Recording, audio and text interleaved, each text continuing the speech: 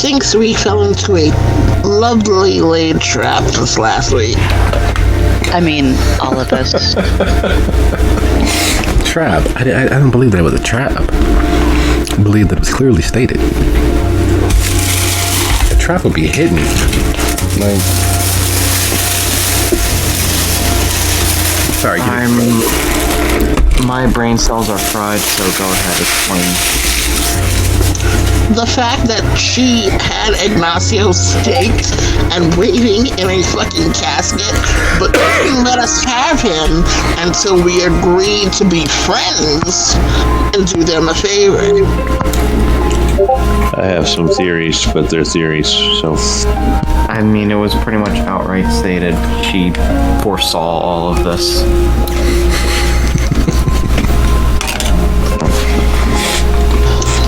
So she's clear. Right. Okay. I'm just super excited to tell y'all that, what's his name is, Bahari, and, you know, that's probably bad.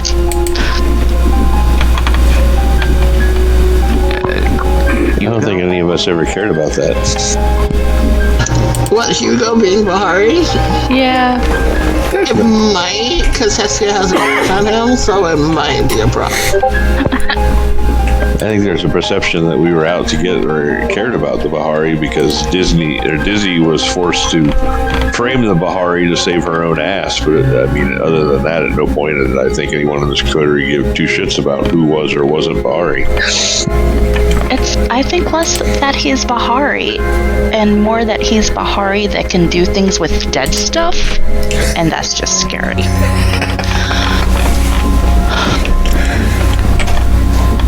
all right. I don't know, like, he was weird from the start. Like, when he showed up at the shelter that one time and was starting the shit outside, and we were all like, the fuck? And there was ghost things happening then, and Hestia was kind of like curious about that.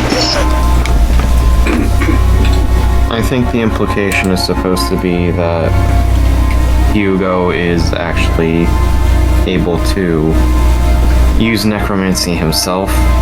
There's probably more to him than meets the eye. And also probably an indicator that if we even so much as think of trying to fight him, it's going to be a TPK. Well, Yeah. well, if you believe that it will be a total party kill, I can't stop that perception. However, mechanically, so that you guys are aware, there is no one that you have faced that if you all put your efforts together and the dice work with you, that you would not be able to lay low. Even Cabanero? If working together and the dice don't work against you, there's no one that you all have not faced that you don't stand a chance to take down.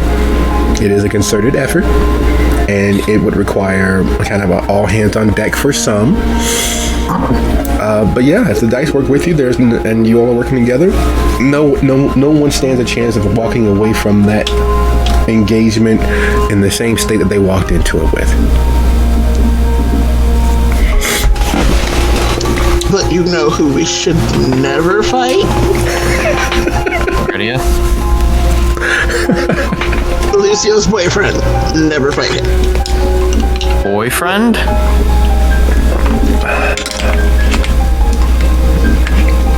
Critias?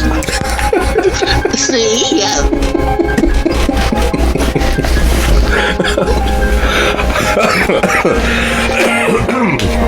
I mean, at least he's not, one of my players. Oh my god. Explain. Okay, so I don't know how much you caught of nobody telling us about the gangrel on the other chat complaining about junkyard dogs. I walked into repeatedly saying whiny bitch about something. Okay, that was Also, it. Also, if I can interject, because #Haley is a dick, I broke the game last week. Yeah. But So they went to a junkyard because one of the characters is a car thief and has ties, and then this other gang was coming in and trying to move in on their territory and whatnot. So they went to this junkyard that this other gang runs out of. And there were 3 junkyard mutts that this particular character, who's a farmer, decided he was going to drain. And then he decided he was going to stage them in a doggy menage a trois. I understand French. At least that much of it. So yeah, after they broke in and got the stuff they wanted, they burnt down the building too. So the firefighters and police, when they arrived on scene, arrived to a burnt down building, and 3 dead dogs pose as though they're having sex with each other. I just want to point out at this point that my selfish junkie character told them that all of this was a bad idea as it was happening. Yes. The addict, the voice of reason. You have such a mature group of players. I had suggested that we could stage the dogs as some sort of dead dog totem pole because that would be funny, but then they had to make it sick. I mean, so far the worst. I'm glad I don't have to deal with stuff like that. The worst that a player's done so far is convince a homeless man to murder another person to get their house.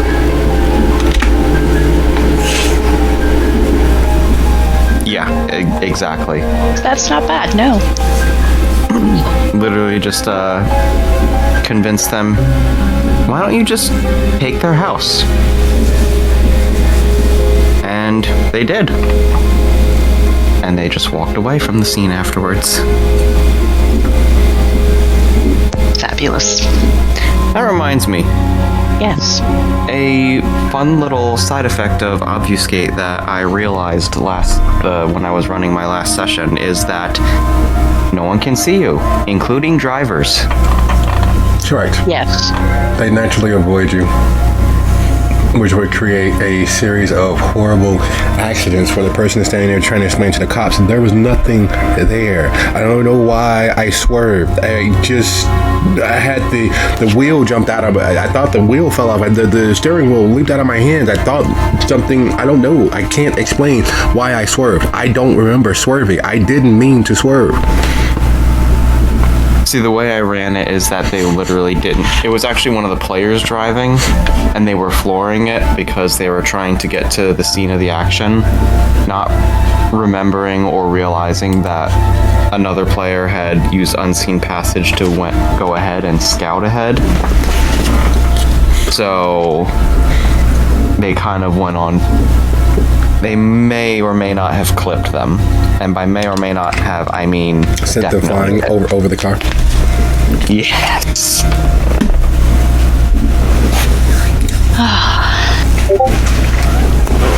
No, my players are a special group of players. They're very special. Sausage, you cannot leave the dog sitting there. It's got no blood in it. I'm going to throw it in front of a car. What, like a dart? Well. And of course, now they have a pet dog who they have named Balls. All right. Like the energy drink or like something else? Like something else. Just don't put balls in your mouth. We don't want to come home and catch you draining balls. And we got like probably 3 hours of material out of that night. Yeah. Well, despite all of our many adventures, and in spite of our many misadventures, and because of all of the things that we have managed to accomplish, explore, and experience with these characters, thank you all for being here.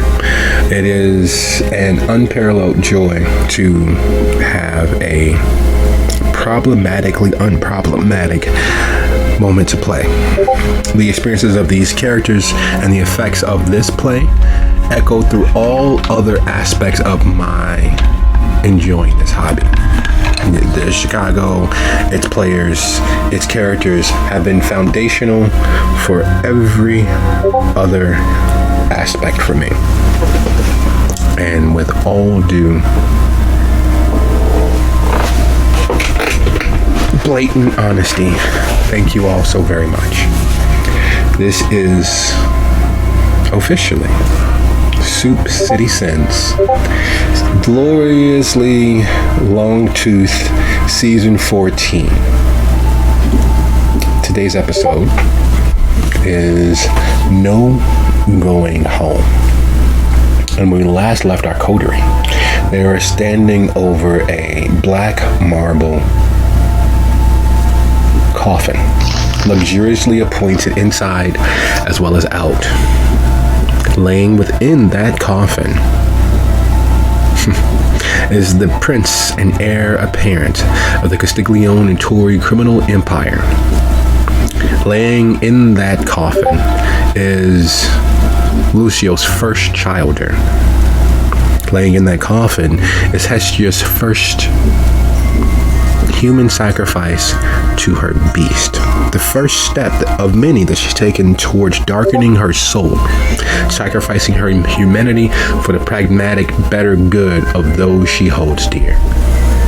Laying in that coffin is a distant cousin of Sophia Rossi, a enemy in every way except for being able to kill directly due to the arrangement of the family. Laying in that coffin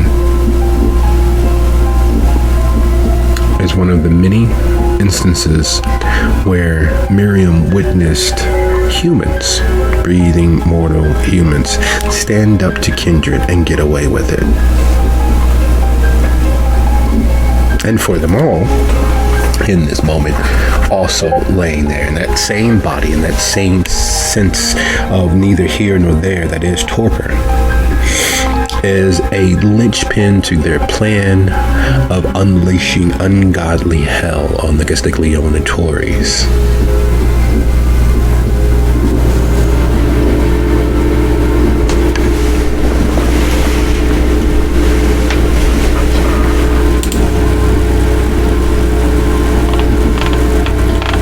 So, Lucio is feeling things. A lot of confusion right now. He had in his mind an idea of how this night was going to go down. And it went pretty much the complete opposite of how he expected and wanted it to go. And he also can't help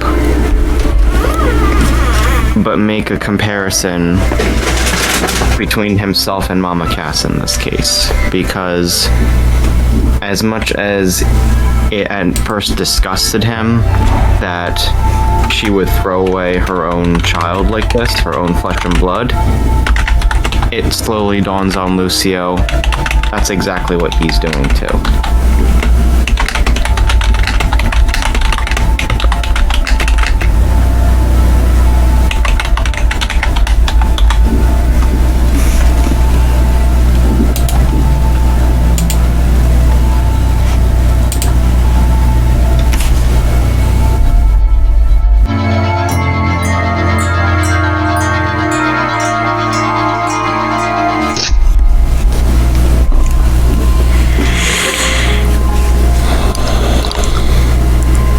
So, Miss Rossi, you know what this means.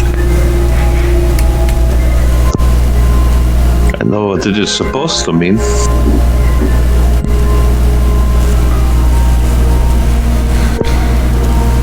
We're going to have to put him on ice, I think, for a little bit. I don't think his role is quite done yet.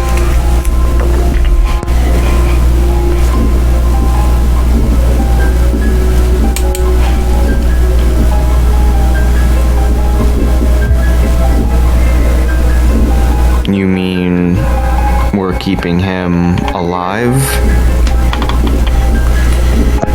Keeping him as he is. He might be used for leverage later.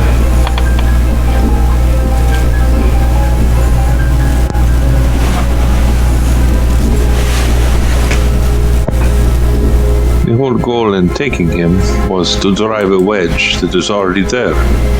So now there's no reason to waste him on something that already exists. We'll save him for when he is useful. Until then, he can just stay right in the box.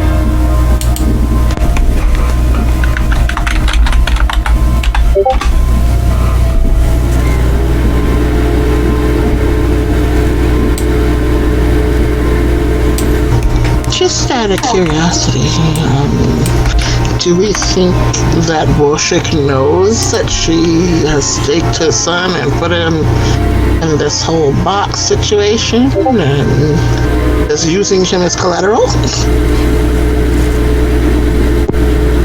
I think there are one or two scenarios. Either she knows that Warshik cannot win this fight, and she wants to distance herself from the fallout that will come from that. Or she does not know we have Ignacio at all, and this is actually a deal for Warshik himself.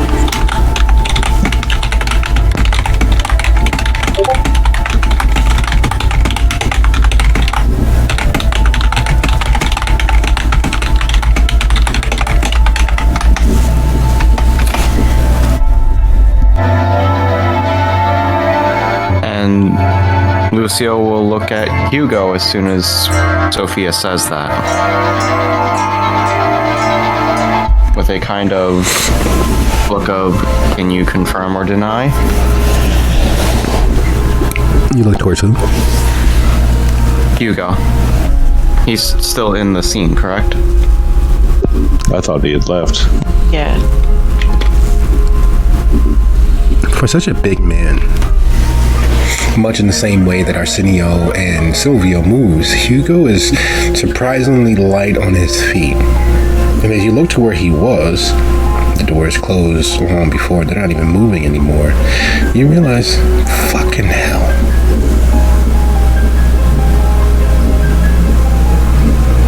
And for those of you, anyone with streetwise or academics, at 2 or higher, even if this wasn't what it looks like,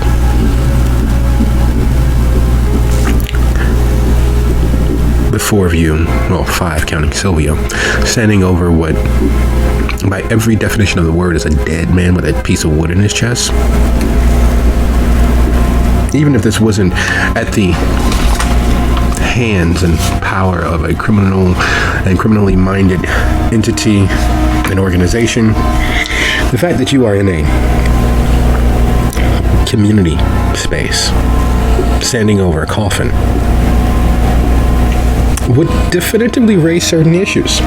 And as you stand here together over this coffin, there very much is that factor weighing at the back of everyone who has a streetwise or academics over 2's mind. Tactically, all that would have been required is to have a police officer responding to shots fired, or a fireman or an EMT rushing in. And, well, you know, while the police wear body cams nationally, in Chicago, so too do the EMS.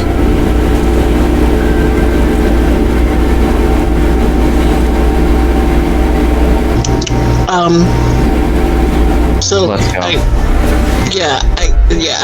that's a problem. Let's pack him up, however we're going to pack him up, and get the hell out of here, so we can talk about this in a much safer space.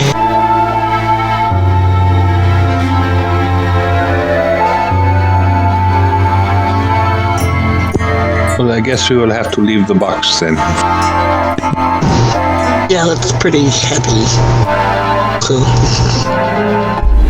But every coffin that's this tall, it has wheels. I don't think our vehicle's big enough to carry it, though. We took Alexa's car, right? Yeah, Alexa. Isn't that like a SUV?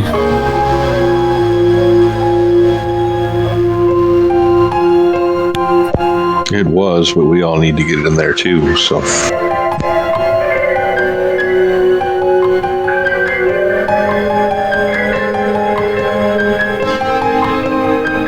I mean, maybe if we put the back row of seats down and I can ride on top of it, but...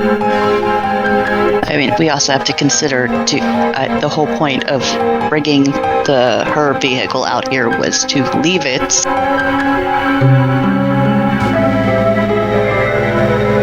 Also, quick clarifying question, did we bring Alexa with us? The body of her, at least. No. To my memory, no. I thought we left her at the shelter or wherever.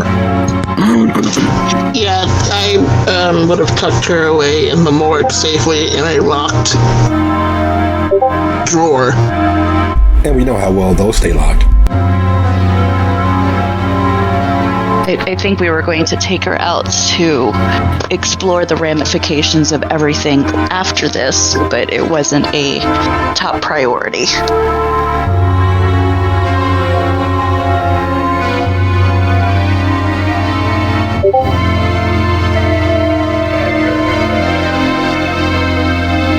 What do you mean? They stay locked as long as the half-bloods don't get inside.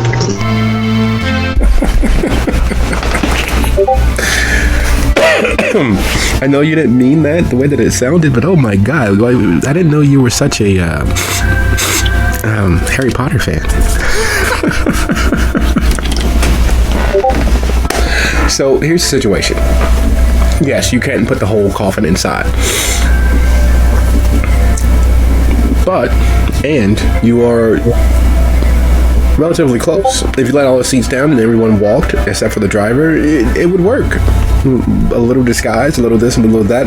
Or you can take the body up and out of the coffin. Either one works, but what are you guys going to do?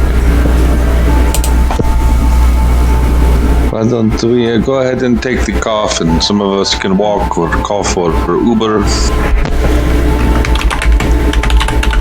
I'll help Get the cab. I'll help Silvio lift it. But I figure it'd be... It's easier to... a staked body.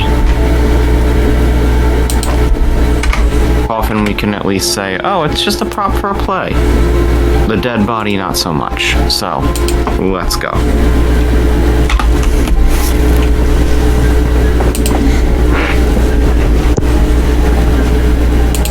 Sophia will just nod in the interest of getting this moving because the logic fallacy, what he just said is that there is also a dead body with a stake inside the coffin.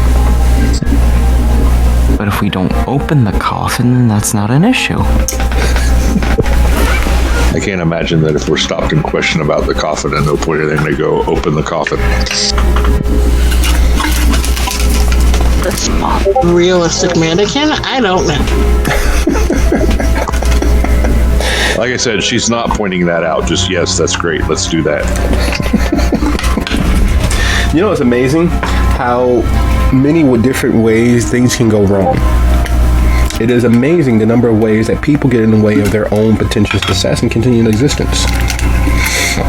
And as such, because of the many ways, the million stupid ways that people choose to end their subscription to this planet and all the things on it, it is not, though rarely done, it is not illegal to purchase a coffin. Just to purchase a coffin. It is not illegal to, with the right permits, to bury your loved one anywhere that you can. Now, those places have been relatively limited, but for lack of a better word, if you had the right permit, you could bury someone in your backyard. You could have your ceremony, you could plant your headstone, and as long as it was not zoned industrial, it is perfectly legal to do so. All that to say, there's a reason why coffins are sold at Sam's Club and Costco. Because if you so chose, you literally can bury whoever you want, wherever you want, as long as you obtain the death certificate and the natural causes of death. You can even pick the body up from the morgue or the hospital if you want and bury them on your property if you so chose. So the legalities of it, having a dead body in a coffin, aren't as harsh as most people would like to believe. Now, of course, this unfortunately is Chicago, which means that while it is not as difficult as most people believe, it is phenomenally taxed and hugely and totally over-policed, over-prosecuted, and 100% frowned upon to be traveling anywhere outside of prescribed methods, either in the van that the funeral home provides or the hearse that the funeral home provides, to be traveling with a dead body, to be traveling with a coffin. And even though you can literally make it from the field house where you all are, the community center, to the Haven in under 20 minutes in traffic, normally, it is a fraught and tense moment because you would be traveling with your half-brother, Lucio, with your first victim, with another sign that the kind, the mortals, the humans, are the most dangerous thing when it comes to the immortality that is potentially promised by being kindred for Sophia, Miriam. And for Sophia, you all are now in possession of a member of another family, a rising family that has supplanted the Putanescas as the main family of the Putanesca line. If you are being watched, if you are being harassed or followed, tailed, or watched by any means of another family member, i.e. the Nagarajan, the Samdi, or any of the other members of the Giovanni offshoots, you've all but declared war as a Rossellini. And there would not be any way to explain that you had the okay, because your agreement is secret. Your agreement is between you and a rogue faction of that Castiglione-Torre family.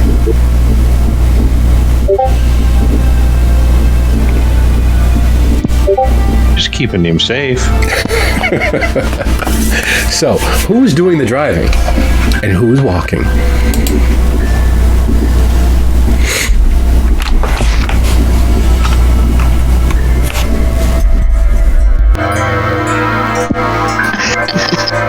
Well, I'm not riding with the coffin. I don't know if I'm walking exactly. I'm not, exactly built for long walks, but... Miriam would likely walk. I was gonna say I would walk too. So Hestia, you're driving. So Ignacio drives himself home. Yes. Exactly. Or we could say I was driving. I was gonna say, what if Silvio drives with Hestia? Then I will have He to would walk. never leave Sophia. No, he would never leave Sophia by herself. That's not happening. He's going to piggyback me back to the shelter.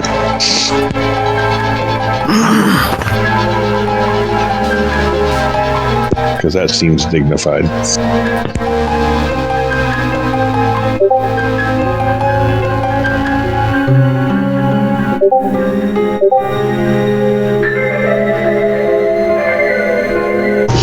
Honestly, I don't mind because she's got, she could pretty typically get herself out of trouble most of the time, and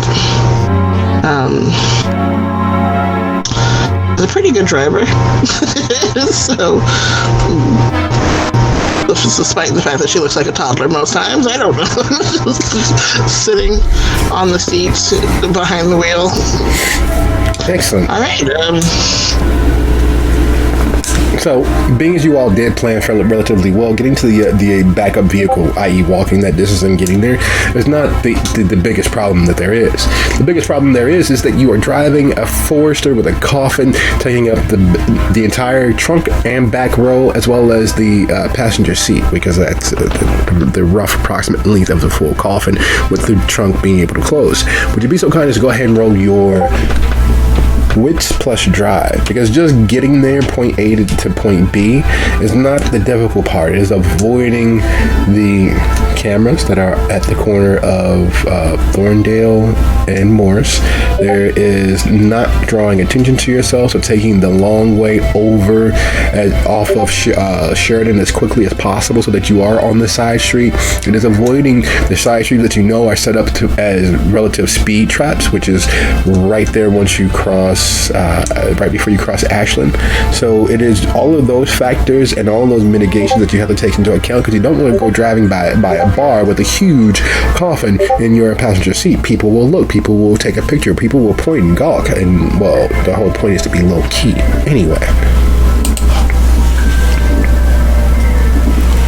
And with all those concerns in mind, with all the steps and possibilities worked into a plan of action and a course that would provide Hestia the most secrecy possible in navigating the Rogers Park area to get back to the shelter, somehow in that vast maze and miasma of overlapping viewpoints and potential traps, Hestia manages to make it without attracting any additional attention.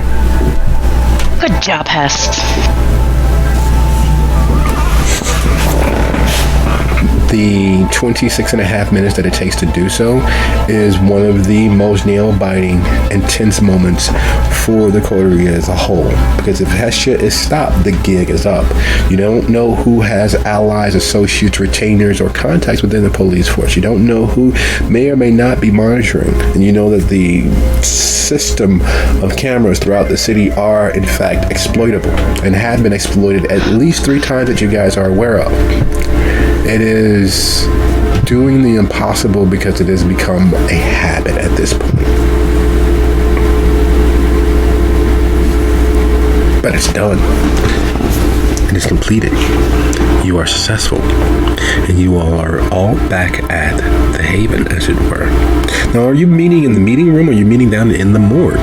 The space, the lovely space you've all set aside for all of the many deceased, permanently and temporarily, that you all have run across. Morgue, because I'm not lugging that thing up the dang stairs. That's fair.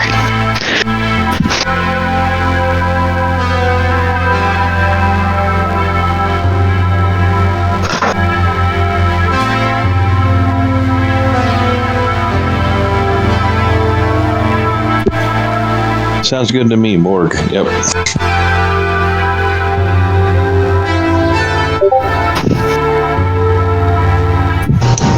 Plus, I can park the SUV inside the little tunnel area so that it's not outside in front of the shelter in plain view.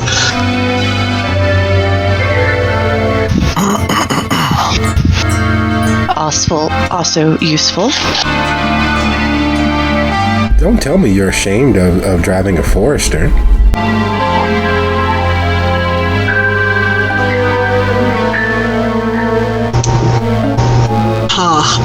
But no, it's the fact that it belongs to a specific somebody.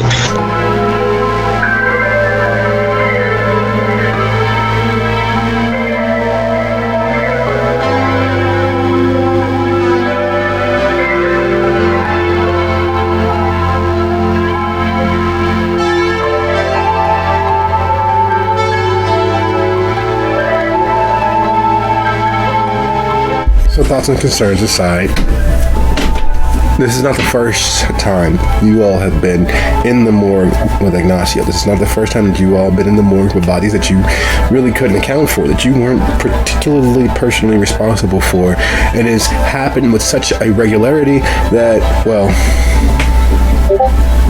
it doesn't cause the blood to cool. It doesn't cause any doubts or any assumptions or any paranoia. You have decedent sitting here before you.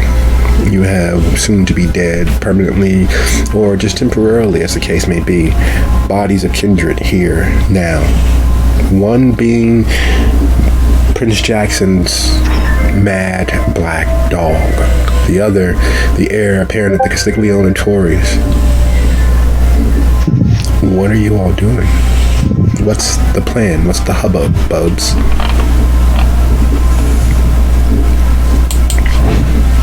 Okay, so before we continue, I want to ask everyone,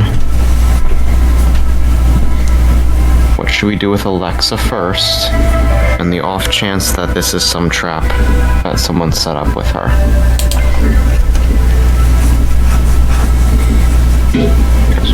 Right now, I see her as a major potential security breach.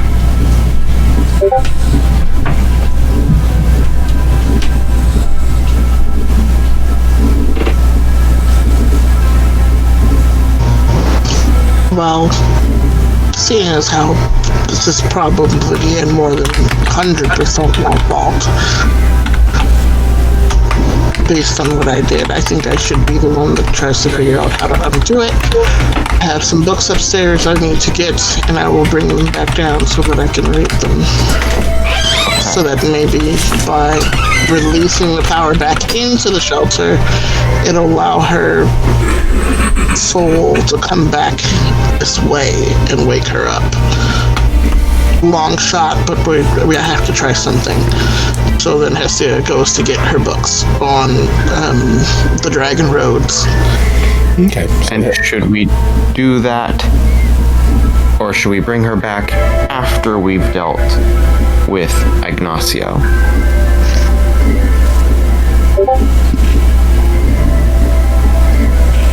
Because if she wakes up and sees Ignacio here, that's a problem.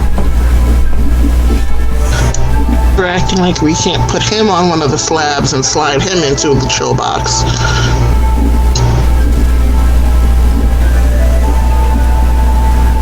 Fair enough. I just want to make sure that we don't miss anything.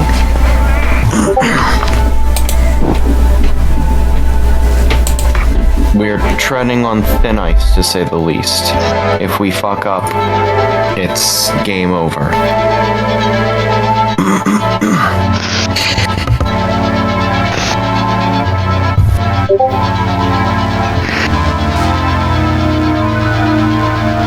So yeah, there's that quick trip upstairs to the extra special library for the Dragon Roads book, and anything else that might be helpful as to how to get the backed up power flowing again.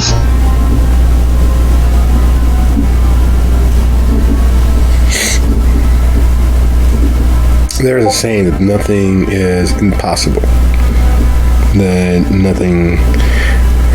there is nothing that cannot be done. There's nothing that cannot be created, undone, or unenvisioned. Either the science hasn't caught up to it, the art isn't capable, the technology hasn't been invented, but there is a potentiality, a possibility for everything. As in Kindred, the existing undead, being who has survived, persisted beyond death.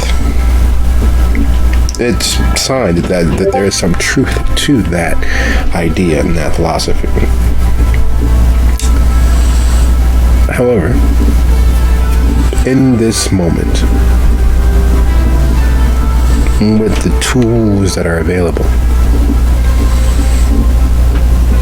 there is an impossibility of Hestia ever being able to correct this alone. There is no measure of personal strength nor miracle of fate that would allow this to be undone here.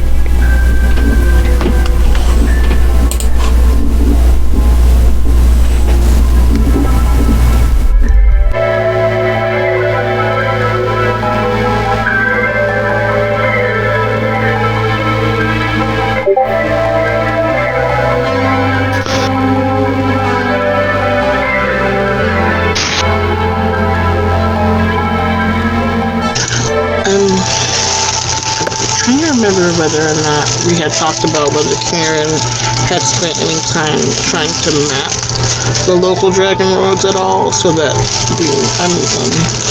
even if it couldn't happen at the shelters, like a way to kind of maybe trace back the local line to where it could happen.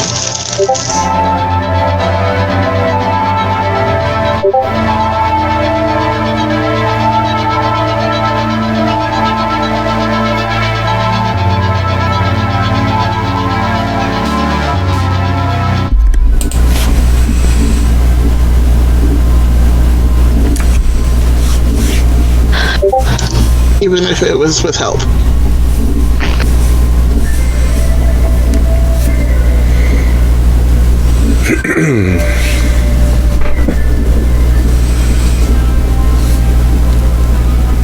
Which ward and consecration did you tear asunder?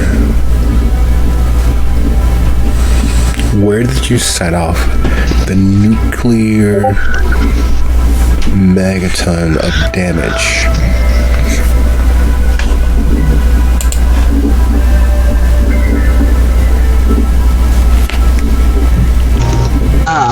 Okay, makes sense. She would have to return to the scene of the crime and help repair that particular tear. Got it.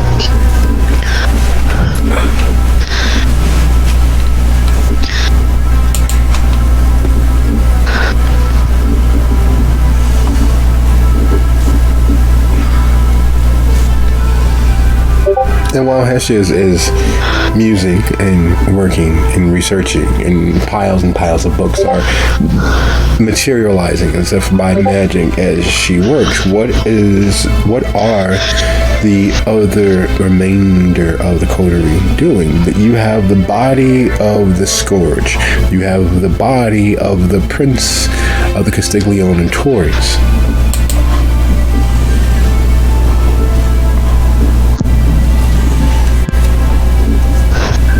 Well, Miriam would see if there's anything she can do to help research, because that's, at this point, her strong suit in this endeavor. I might have a theory. It perhaps is wrong, perhaps is right. But, who wants to put her in the car?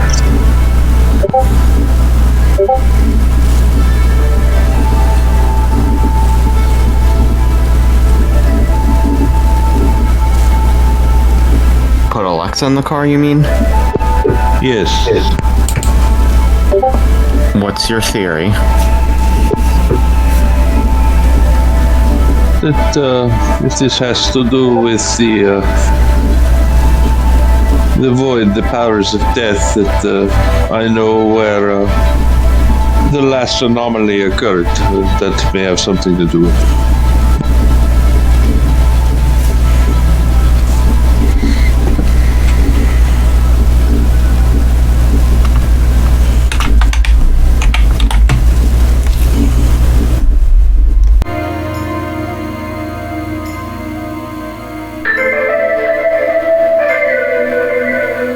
I suppose we could do that. That means we'd also be leaving the Prince unguarded. That means we would be leaving Ignacio unguarded. Do not think he's going to get up and go anywhere. But someone might come in. If someone comes in, it is probably already a problem, yes? Yes, my point exactly. We have a flimsy security system, to say the least. We don't have anyone here to protect things when we're away. Someone could just walk in, unless Hestia's completed all the wards. I believe you are missing my point. My point was that if someone were to come in looking specifically for Ignacio, then we already had the problem. That too, but it'd be an even bigger problem if they succeed in finding him. You throw him and lock him in one of the drawers.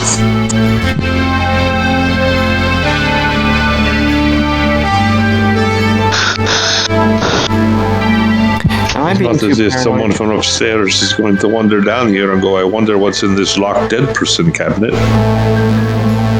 Okay, be honest with me. Am I being too paranoid here? Perhaps a smidge.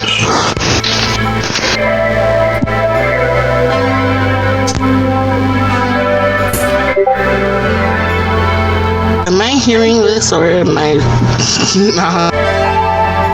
You are. I mean, there's nothing to say that we can't stick both of their bodies in the trunk.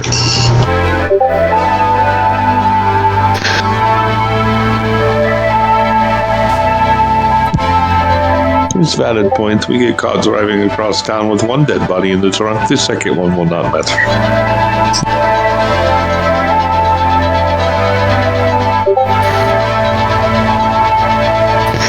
Well, it sounds like we're having an adventure then. And where are we headed?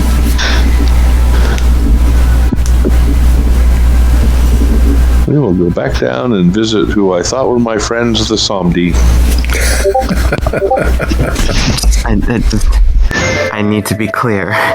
Are we actually bringing them both, or can we just chuck Ignacio in a locker and pretend he doesn't exist? I mean, we could go either way.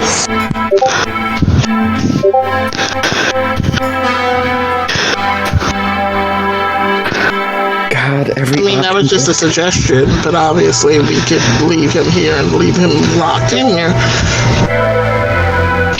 But then, like I said, you're worried about that, so...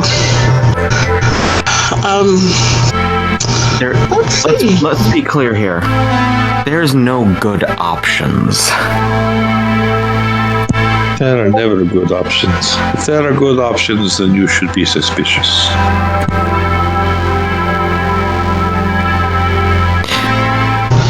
Well, we could always put him in the trunk of one of the other cars that we're leaving behind. You know what? Let's fine. Let's not overcomplicate this. We'll just shove him in one of the morgue lockers. We could put him in the alley with a coat and some glasses and a bottle of Ripple.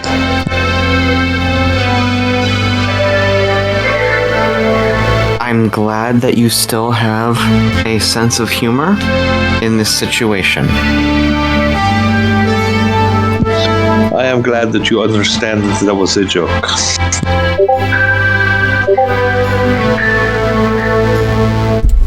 Was it a joke?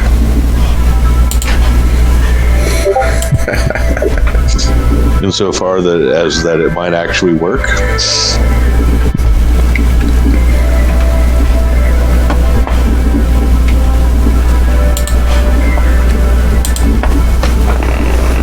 Okay, I say we minimize the risk to ourselves getting caught with him. We'll keep him in the morgue. And we will have to address the issue of safeguarding our haven at some point, because that was suggested to us by many people that we should get tighter security here.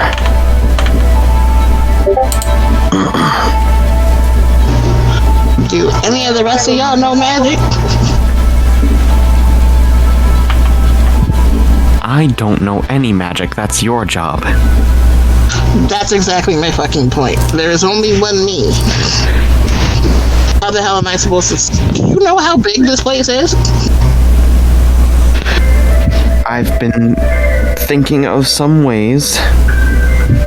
I've not had the opportunity to execute them. So unless you're going to be like Kevin from Home Alone and hang some paint cans up somewhere, what is this wee shit? It's me. I mean, to be fair, that could be fun. Oh, that would be very fun, but I was thinking more of creating some Gould animals to at least watch the Haven.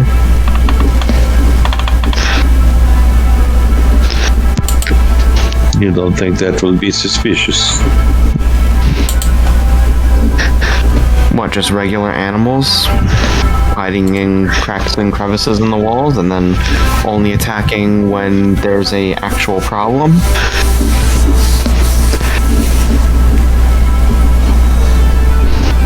Or just getting a guard dog?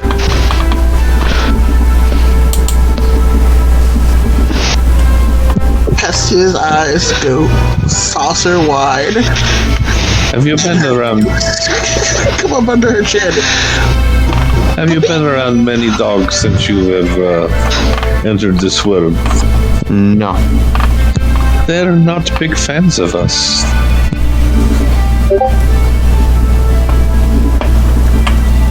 That is sad to know. We are unnatural. Looks like They don't me. like.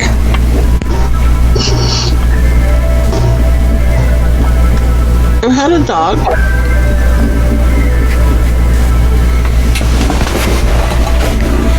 Alright.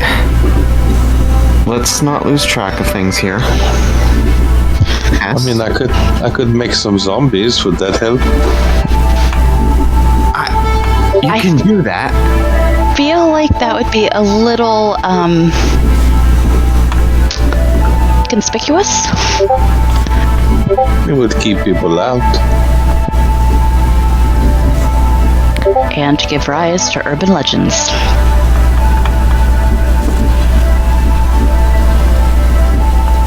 No zombies. Please, no zombies. Hestia, Have fun at parties.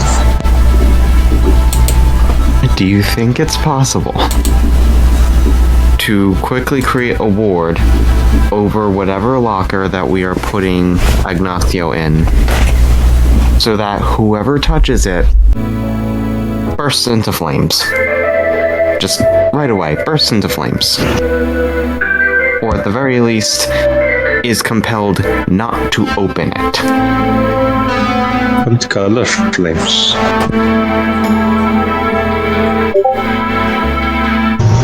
Repel, yes. Burst into flames, no. And it would take me about 30 minutes.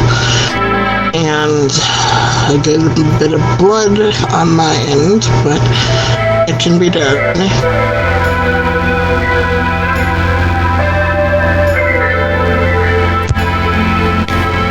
What if, say, some of us were to go and deal with the one problem while others stay and deal with other problems? Always best to split the party. Always best. Yeah, well, Sophia wasn't around to learn that lesson, so. No, can't do that. Gotta stick together. Oh no, it'll be fun. Split the party. Yes, because it will always work out. So, decisions. It is that time of the evening. And that time of the evening being now, decisions must be made, because while kindred don't go riper with time spent in torpor, there's less and less of them to come back. Each time, each moment spent in torpor could be centuries alone with your beast. And you've all had experiences with your beast having its way with you when you least expect it. And while not much is really thought of Alexa physically, there is a reality that she is the chosen executioner of Prince Jackson's will. So an uncontrollable, an unbridled Alexa return to a semblance of unlife in a confined space with you all is not the most comforting of thoughts. And it is already the second day. Which means, what might her beast need? What might her beast have already gotten her? to do in that in-between space? What control has it already wrested from her? Especially being as you all know what it's like not having quite the amount of vitae or blood that you need. You all know how your beast responds night after night.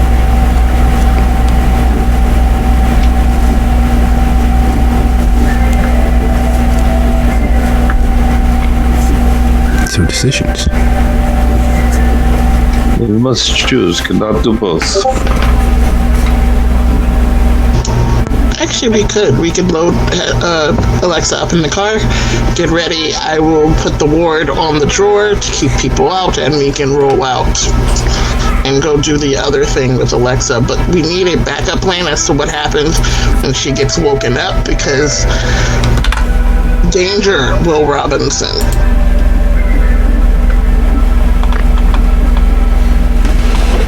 We'll get a really thick rope, maybe some metal chains, and tie her down before we wake her up.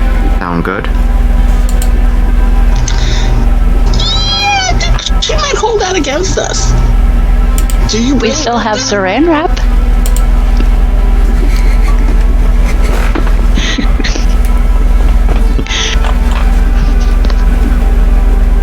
But we can figure that out on the drive to Felix and Vu. For now, let me focus on doing this ward, and Hestia starts the warding of the drawer with Ignacio in it to repel any visiting vampire or vampire-like creature that might show up at the morgue. I need you to type that out for me.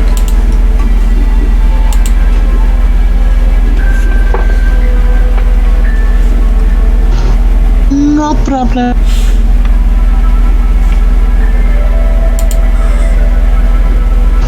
Are we doing it in character or out of character?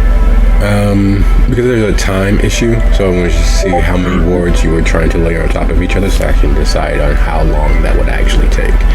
Because each ward is a different level for ghouls and for kindred. So each level of warding requires a certain investment of time and materials. For instance, while warding against ghouls is a fairly lower leveled affectation, level 1 to be exact. Warding against spirits is level 2. Warding against kindred, well, lupines is level 3. Spirits is also level 3. So there is, and warding against canines is a level 4. So all of that time and those different ingredients definitely do matter.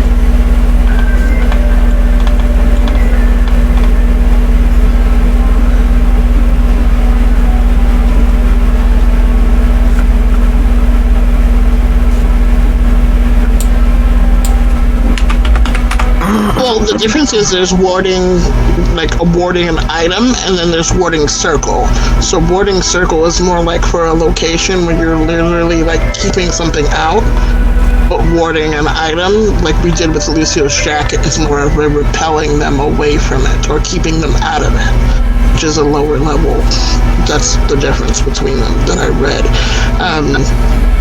But I would only be going for warding against ghouls and canites as far as like keeping them out of the drawer, not out of the haven, because no, we're not talking about the haven. We're literally talking about you warding the drawer or a space around it so that they couldn't get close enough to open it or to keep them from opening it specifically. So that's why I was asking to write down so I can account for how many wards you're actually trying to apply, how long they would take, and then the ingredients necessary to do so.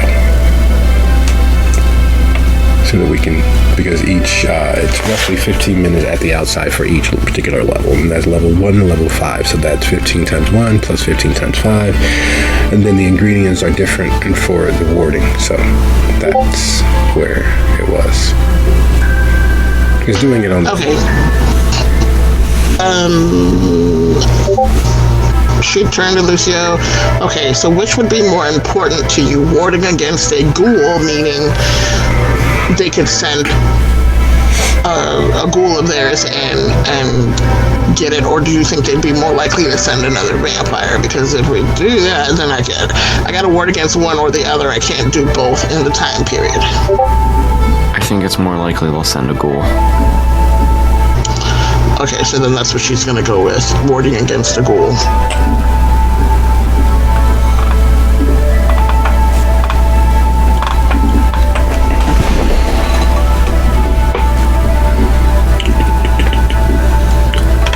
Okay.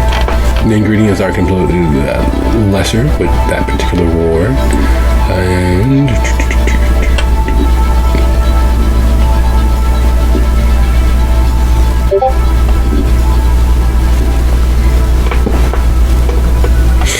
so we need a rouse roll from you. And you can actually do that within roughly 15 minutes to get the ward enacted.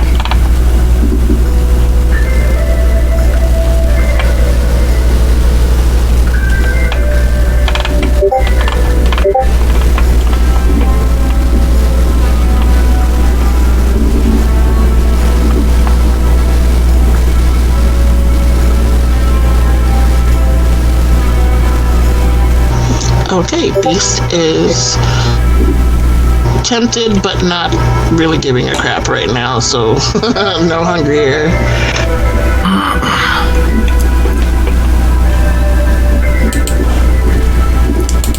Alright.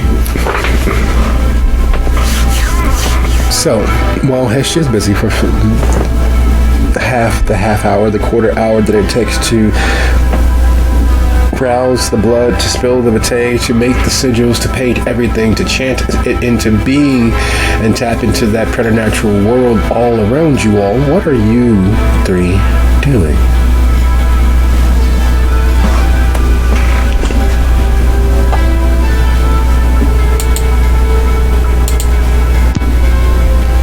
I am racking my brain for a solution.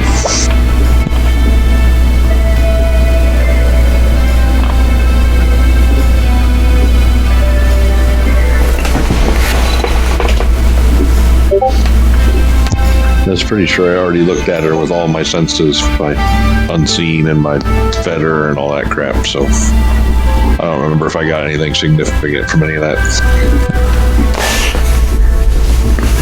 The solution to which of your many problems? Taking Ignacio's face, healing the shelter, unleashing the stamped or utilized power from the nest that the shelter sits upon, ensuring that you are not connected with the disappearance of Don Stiglione's son, making sure that you guys are free and clear of any spiritual or ghostly stalkers.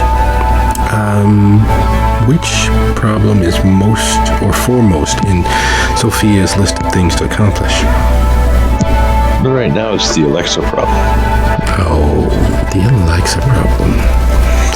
Well, as a mistress of death, as someone who very much trucks and deals with that sort of problem, would you be so kind as to roll your just sheer knowledge, intelligence, plus occult, or wits plus oblivion, whichever you prefer? And while that roll is happening, what is good old Lucio doing? He has bodies upon bodies upon bodies, and not once in the last matter of hours has he had a moment to really contemplate that he had his half-brother, his blood, both living and dead, in his clutches.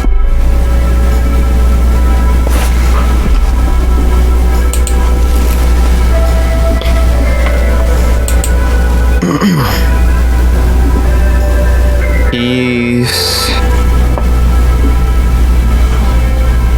kind of going over in his mind some of the things that he wanted to say to Ignacio, because in his mind tonight was going to be a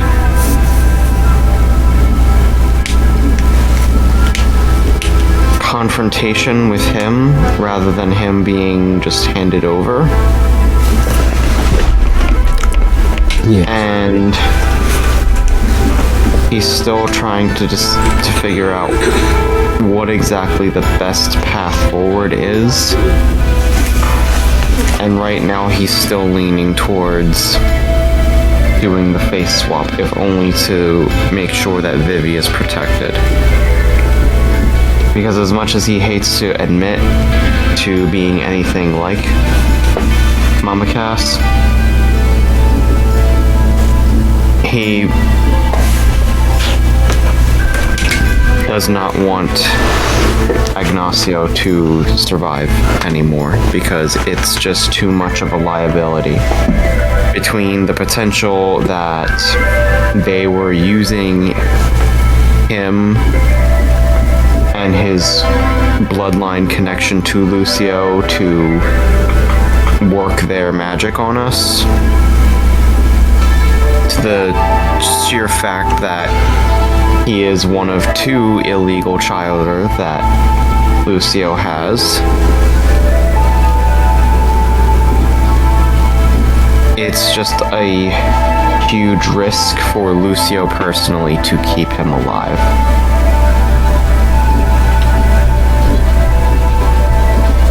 Or unalive, rather.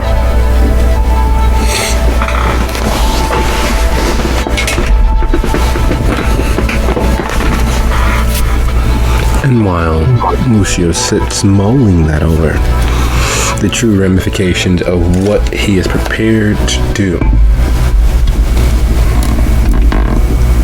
Miriam, while you always, thus far, told everyone you were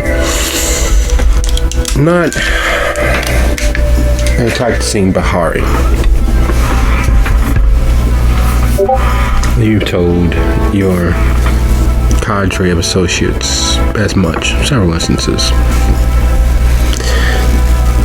Being honest, it's like being a hanger-on for a motorcycle club. You got to use their name in the lightest way possible for what benefited you. And you didn't completely pledge yet. But the end-all, be-all, their lifestyle, their practices, many of their beliefs that they carried out on a day-to-day basis. Not killing, except for in the service of Lilith. Embracing the pain and toughing it out, getting through to the other side. Doing works of good. The more painful and involving, the more sacrificial, the better. There's a lot of what they practiced and what they believed that has permeated most facets of your life. And while officially you can always say, well, I wasn't really a Bahari, I wasn't really, when you really look at it, if anyone actually really looks at it, you were Bahari in everything but name. You understand many of the sigils, many of the call signs, many of the exchanges.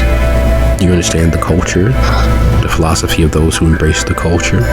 You've helped a vast majority of them. Many getting through their first rites because of your help. And if it was just the kindred Bahari, it wouldn't be a matter to really deal with, as most of them, if not all of them, have been driven from the city. Many, if not all of them, are currently being hunted. But there's a vast network of mortal Bahari spread throughout the city in various strata of society that are still out there, that are still practicing, that know your face and your works.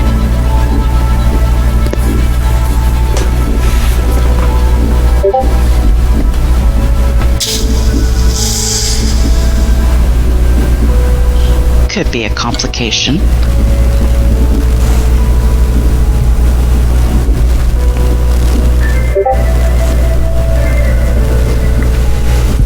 But for now, she's going to sit and watch Hestia as she performs her rites. Maybe a quick sketch of the act. Then she's gonna look up. It's like, so the tattoo on that guy's neck, I didn't do it, but it's a Bahari symbol. What that means, hard to say. But I'm not entirely sure that it's good that he can do things with the dead. Might cause more problems.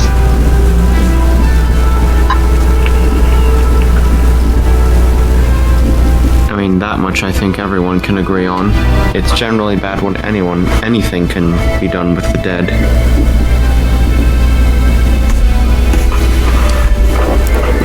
And therein lies the crux of it all. As if they were magnetized Legos, pre-programmed to build just a specific thing. The reality of the situation settles over Sophia. There are several hundred different ways to accomplish the divestment of a soul from its housing, from its moorings. Several hundred. Roughly about 90 of them are solely known by the Hakadah. Of those many, many ways to do the trick that has been done to Alexa, it would take a huge investment, the sort of investment that you only get by sacrificing a white goat, a human innocent sacrifice. The amount of power needed to permanently strip a soul from its body, to lock it in the Shadowlands, to make it a servant to all those things on the other side. Without a human sacrifice, there is no undoing that. And the crux of it all, and the real twisting of the dagger, is sacrificing an innocent soul doesn't guarantee you'll get the same soul back. Sometimes there's a transference of good for evil, or evil for good, or any number of facets of the human psyche that gets lost in the shuffle.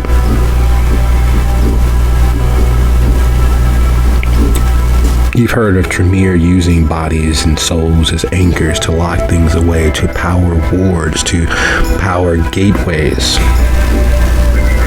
And then you think back to all of the souls that gathered around, hungrily drawn to the soul that you all are preparing to bring back. If you are successful, there's any number of entities that may choose to inhabit that body. And there is no way to assure that that doesn't happen.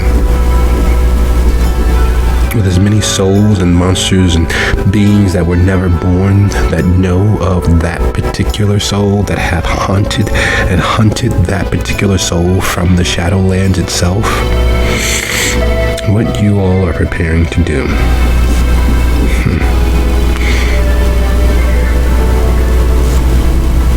could very well get you what Forsapulus is.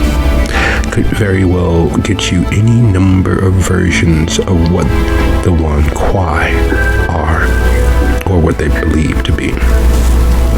What you all are preparing to do will most assuredly require an innocent human soul in exchange.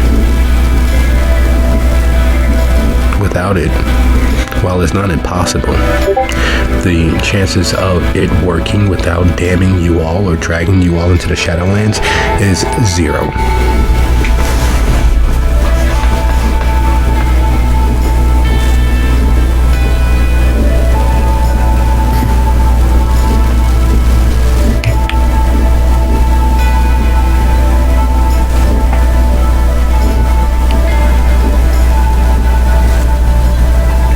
So as Hester wraps up her spell and her warding, and you all are preparing to leave, what is it that you decide to say or do, Sophia? Is there anything, or are you guys just going to ride along for what is bound to happen?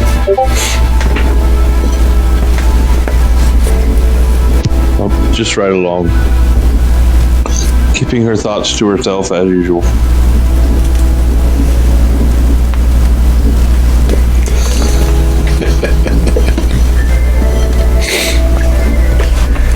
All right.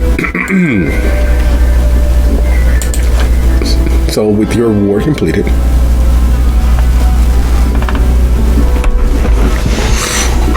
and a very nice sketch to commemorate the moment of you warding Ignacio into a box in your morgue, you all prepare for the drive back out to the southern suburbs. You prepare for a drive back out to the Samdi. You prepare for a drive that hopefully they haven't repaired, but if they have, well,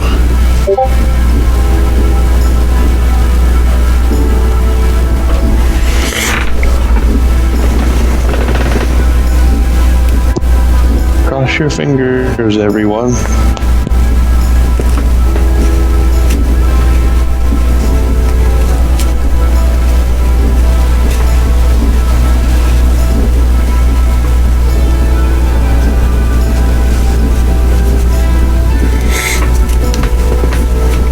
and the drive out to the south suburbs. Is there anything you all would like to discuss, or anything that you are discussing? Is there anything on your minds, knowing what it is that you all are preparing to do? By the way, did you all discuss what it is that you're preparing to do?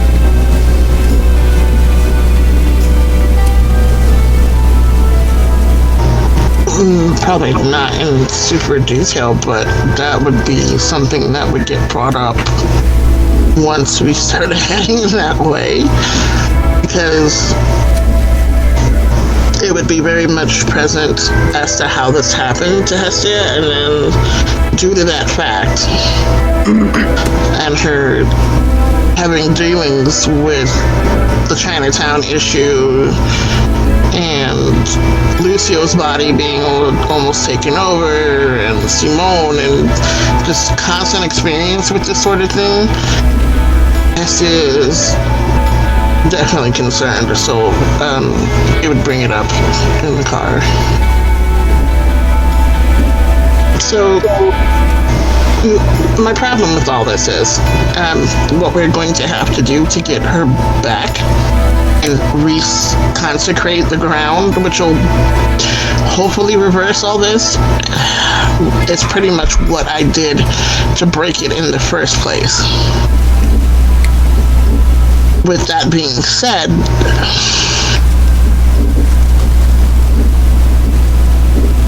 there's a high chance that the first thing to rush into her body will be the thing that takes it over, and it's not going to be 100% chance that it's going to be Alexa. And that's a problem. I don't quite know how to fix it so that we only get the one we want. And then at the same time, there's a small part of me that thinks maybe, just maybe, it would be better if she isn't Alexa after all, and a Alexa body with a different thing running it, because Alexa's fucking crazy. But anyway, besides that fact, the point is, getting Alexa back into Alexa is not going to be as easy as undoing the fucking magic that was done, because just like those things tried to get into Lucio's body when he opened himself up, this is basically an empty cup that we are driving around, and things will try to fill it.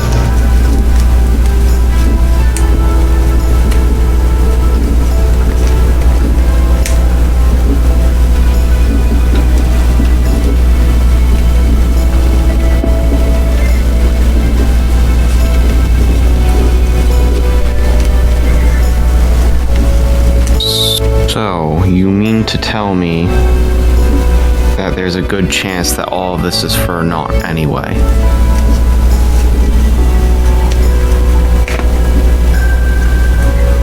Not her not, because we still need to get the dragon lines running back normally. That's a problem. And then there's the fact that, like I said, we need something to be animating Alexa. It just might not be the original Alexa, and we don't want that. We really don't want that, but at the same time,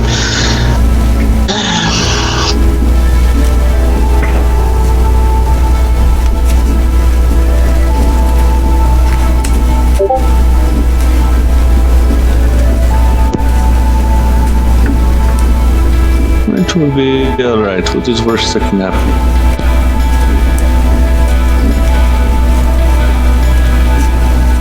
a Wanquai, which eat other vampires. What?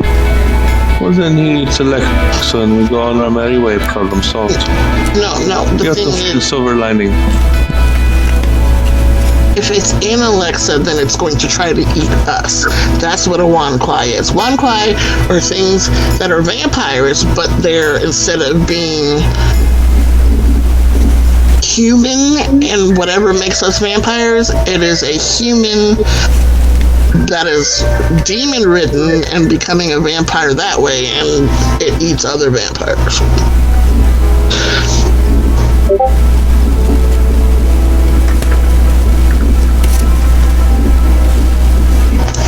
Or Forsipulus. Forsipulus could also be a thing that happens.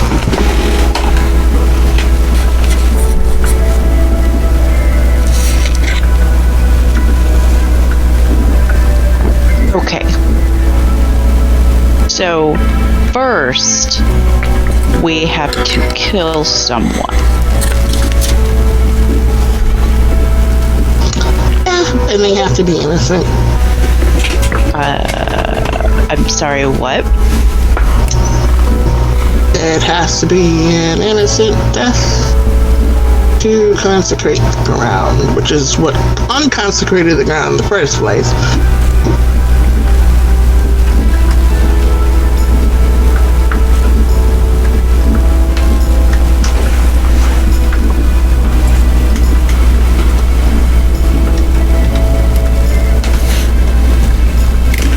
Does it have to be a permanent death? Or can they be resuscitated?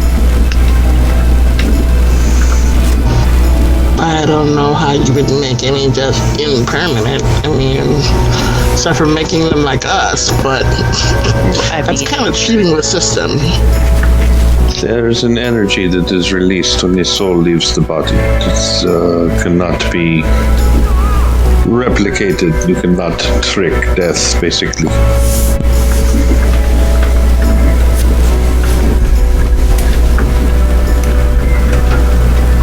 Pretty much that, yeah. That, like I said, it was the energy of that soul leaving the body quickly and violently in the first place that unconsecrated the ground and ripped the hole. So it kind of needs that to repair it.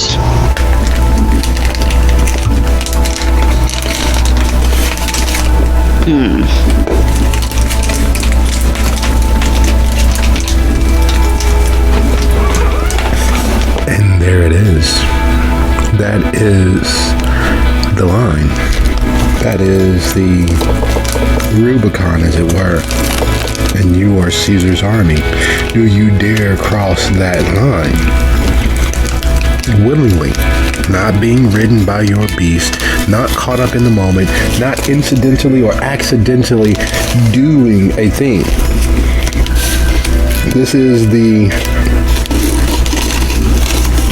chosen, purposeful, unaliving, killing, sacrificing their soul's energy for your own betterment.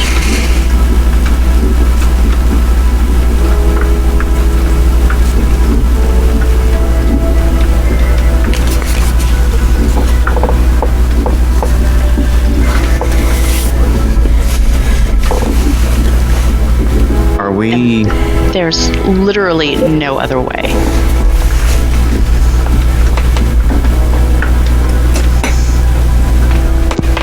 To fix the hole? or to bring her back. He's affected by death magic, then death magic would be what has to fix her. But if we have to kill an innocent, maybe that should be a last resort. It's not how that magic works. Are we seriously okay with this? I mean, I feel like this is going. Sophia remains suspiciously quiet.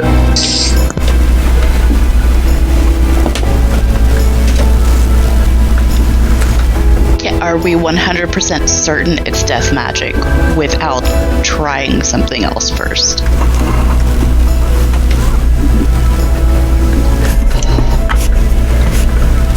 Hestia kind of glances at Sophia for a minute, giving them very strong eye contact. And then looks at the rest of them. I mean, I'm not the expert here, but I'm pretty darn close. So, I'm gonna say that there's little to near no other way to do this. It's already a very strong impossibility for this to go absolutely perfectly right if we do everything that we need to do right. So trying to play footsie around the things that need to happen are asking for trouble. We can't afford right now because we are already deep in the bullshit.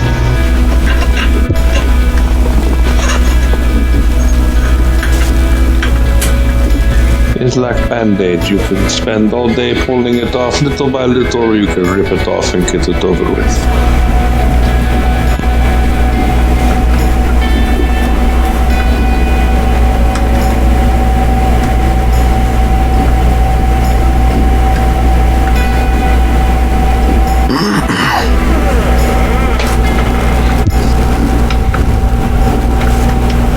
Also, not to complicate things, but when we decide who is going to kill the innocent, I have use for some fingers. Don't ask why.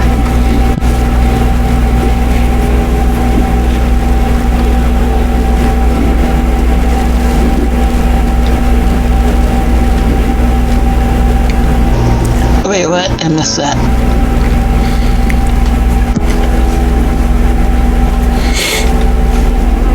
You missed it in character or out of character? In character, Hestia's confused.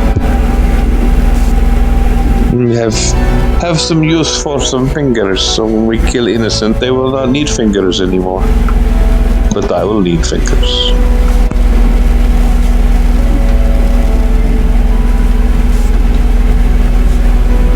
If it's even possible, Miriam looks even more uncomfortable.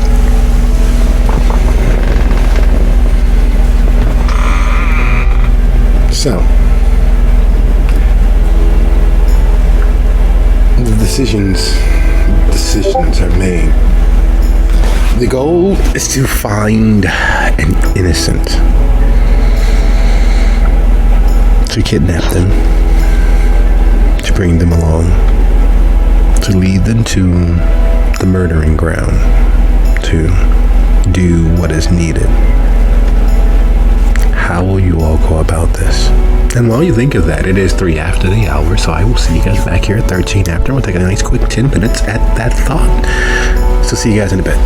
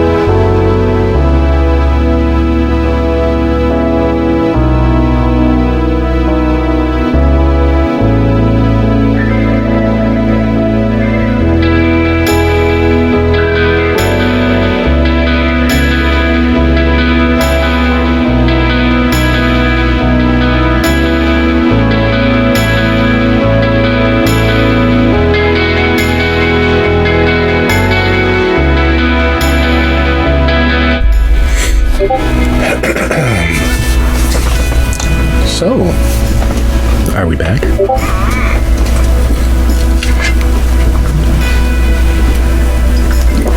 Yes. Back is good. Yeah.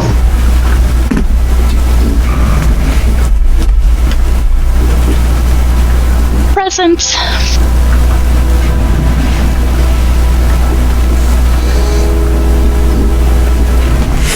All right. Well, present is good. We're just waiting on Sophia. But while we wait, there was a question posed to you all, thoughts percolating in the character's mind, and that is an innocent soul sacrificed for your greater good. But how are you all going to obtain as such?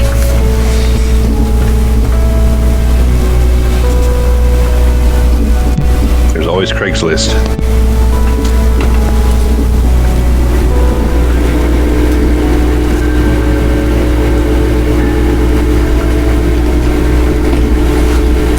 Thoughts, suggestions. Craigslist is always a suggestion, but most people use Angie's List these days, or Gig TaskRabbit. But you know, in light of that,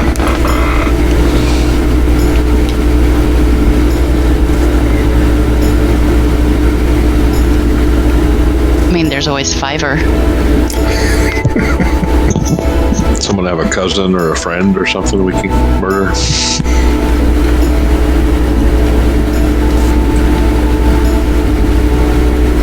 None that are innocent. Are we serious? We're really about to do this.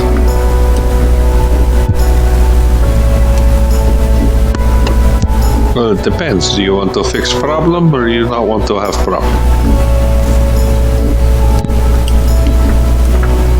So, if it requires an innocent, does it have to be someone who is brilliantly healthy, or can they be so sick they're on the verge of death and going to be dying within the next couple of weeks anyway? I mean, the healthier they are, the more energy you get, but mainly they have to be innocent.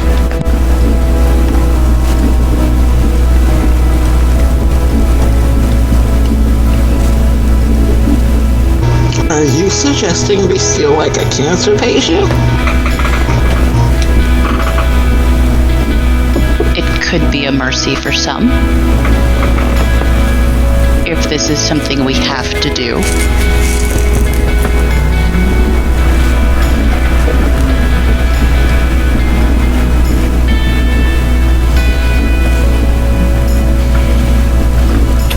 When you say innocent, are you meaning that in what way? Like they have to be just a random bystander, or do you mean they have to be some saintly individual? Saintly is a high mark to hit, but they have to be innocent. You know, not a bad guy.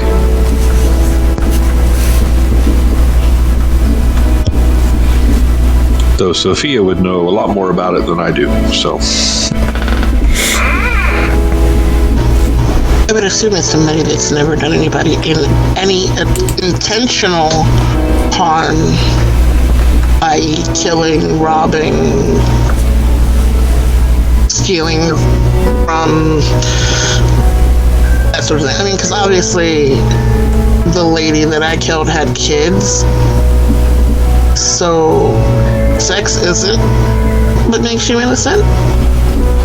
Though a virgin might be extra helpful, but that part. So like the sex isn't a thing that's mattering, or yeah, so as long as you haven't done anything that would put a stain on your soul, i.e.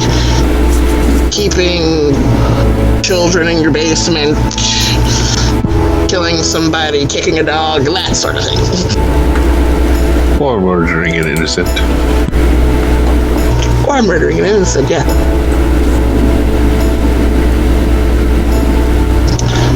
which I never claimed to be, by the way.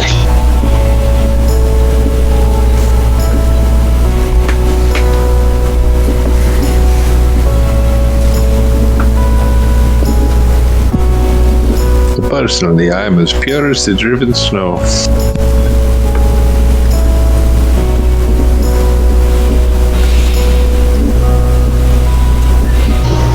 Really should be more careful with that because fire kills us. So you don't want your pants to be on fire. You wound me. Miriam just glances over with that look.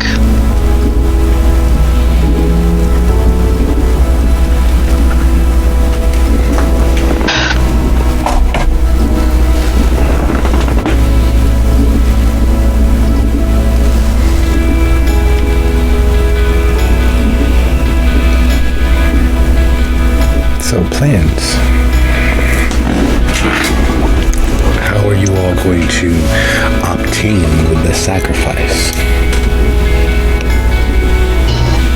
To the castle ward it is.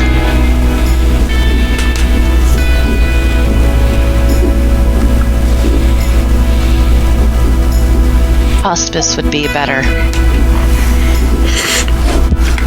I mean, I see what you're going for, but do we have time for a lengthy interview process? Are we going to steal a handful and hope one works?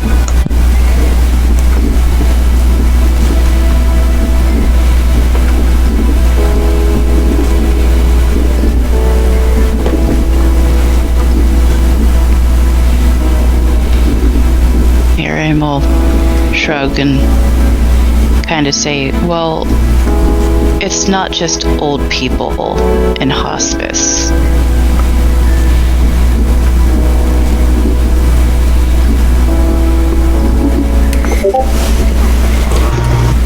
I mean, I might be able to get them to think that I'm a visiting family member and then by gentle conversation tell me which is the closest to dying anywhere or which is the sickest person, and then we make them forget and take that person?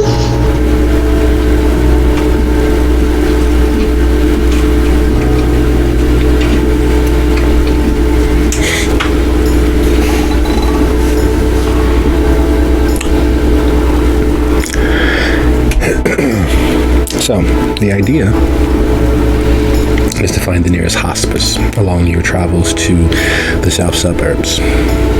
The idea is to sneak in and find the most infirmed.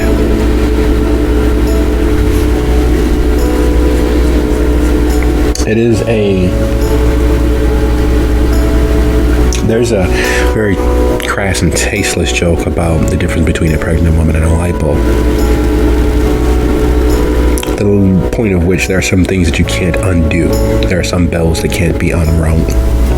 And from the moment that it was an acceptable loss to bend your mind and efforts to, that line had been crossed. The scales had been tipped irrevocably into a particular direction. And in that direction, certain ameliorating factors are solely for one's own appeasement, solely to soften the blow, solely to make it more palatable to be the monsters that you've always feared yourselves to be. And in the doing, would you decide amongst yourselves who will be doing the rolling? And we will roll a manipulation plus streetwise with a +3 for this roll to approximate the time, effort, and energies needed to obtain a victim. It will not be Lucio. Not Mary. I'll do it. So yeah, my dice pool would be 5 with that. What was the dice pool again? Manipulation +3 wise with a +3. With the +3, I would be at 8. You had the better dice pool. Now the +3, and herein lies so that you guys know what's being represented, is each member of the coterie assisting in the accumulation of the sacrifice. Are there any naysayers? Anyone who conscientiously objects or balks or refuses to help? Lucio. Miriam is still not comfortable with this. I mean, she suggested a palatable alternative for mercy killing, but she's still, no thank you.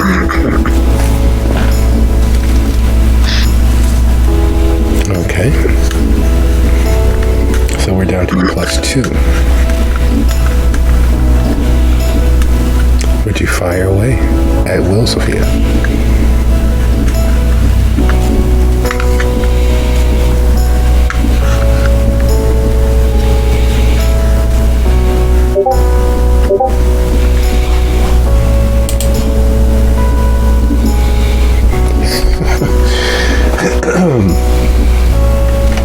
She's okay with death. It's fine. My hands are only going to get bloodier as time goes on. Some things are far easier than they should be. And there's no other way to wrap that into a small bite-sized kernel. Some things are far easier than they should be. And kidnapping from a hospital is one of those things. The theater of security for the hospital that houses this particular hospice is laughable. Their security protocols and things in place are equal to 1960s America. The cameras are there, state of the art, circa 1960, and the patrolmen and security guards are doing their rounds, circa protocols and standards applicable to late 1960s. And it seems a secure location to have a child, to go in for day surgery, to have a cold or a gunshot wound be treated with all due care and haste. The security seems effective.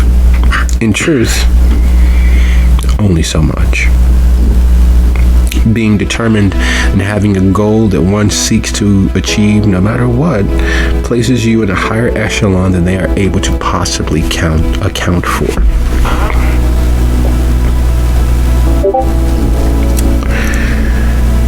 Celeste is one of the many Americans who have a debilitating degenerative disease, who has been declared to never live to see 21. She's already beat the odds and made 18 in 3 months of life. And yet, that all comes to an end tonight. After years of debilitating surgeries and constant visits to hospitals, getting inured to the idea of needles, to getting accustomed to being able to make friends with the duty nurse so that you can at least get a cooling, refreshing bit of ice chips late in the evening when you can't sleep because insomnia and from the pain doesn't allow you any rest or respite. Sophia and Silvio, using all the skill and craft that they've learned over a lifetime and an unlifetime of doing what is necessary to achieve their goals, are undeterred. Moments, far too few moments, they return to the car with Celeste in tow and getting her inside and quickly are off. And Celeste happily looks from one face to the next, her smile indefatigable. There's nothing that can make that smile falter. Even the fact of being surrounded by complete and 100% strangers who barely breathe, strangers who stare too long, strangers who have the semblance of death about them in every facet. And Celeste is okay with that because, well, life is what you make it. No matter how long matter how short. And on the drive from the south side of Chicago to the south suburbs, you all learn her aspirations if she manages to live. She's already graduated high school. She, in fact, graduated the year that she turned 14. She's already well into trying to achieve her master's because she wants a degree. An actual worthwhile degree on her tombstone. She's already picked out the spot. It's next to a tree. It's in the Oaklawn Cemetery. It's right under the big, huge elm that's on the northeast corner of the cemetery. Her and her mother have gone many times, laying flowers down for Celeste in advance of her reaching there. Her father refuses to go, but he often sends the caretaker. He often has the plot cleaned and maintained. They are currently working, both her mother and father. They have 2 jobs each to account for some of the debt that she's accruing by simply living. She knows it'll be easier on them once she's gone. And so she makes it as easy on them as she possibly can. She's already recorded her last will and testament. She's already recorded a song to play at her funeral. She is already prepared for that last ride, this ride to be exact. No, she hoped there would be something different.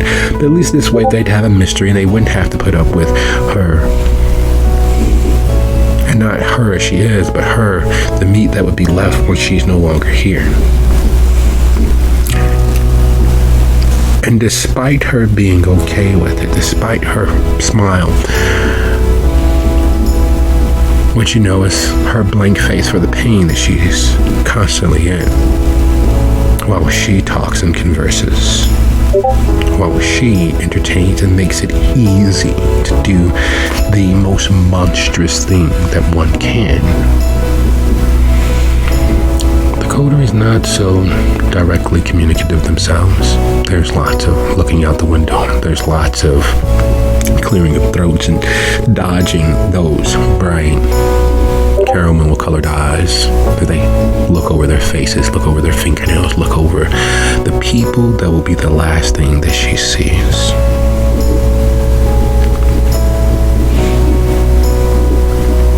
Crimes of passion are easy.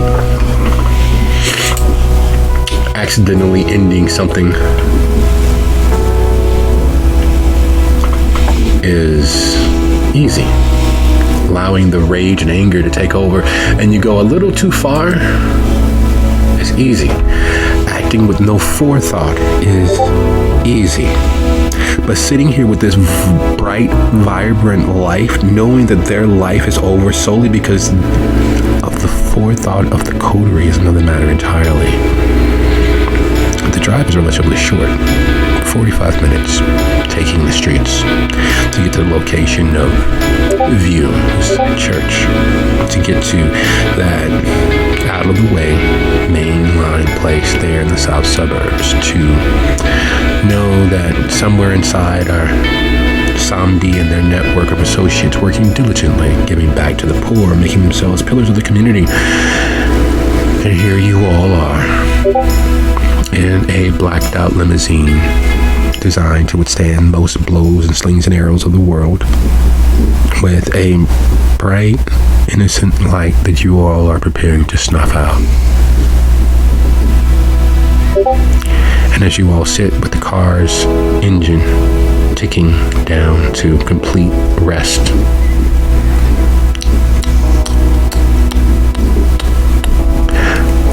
she asks, "So, this is it, huh?"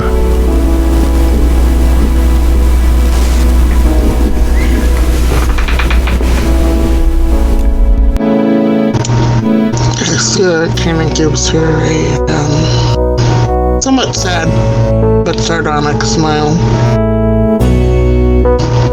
If that is what you want, then yes, we can make it so. There's still time.